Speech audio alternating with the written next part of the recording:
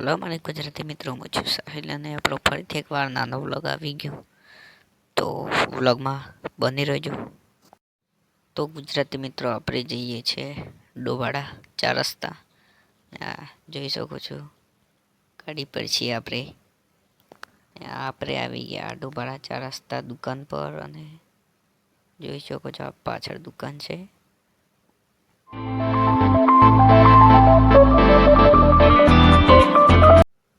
પછી આપણે ઘરે આવી ગયા, જોઈ શકો છો આપણું ઘર.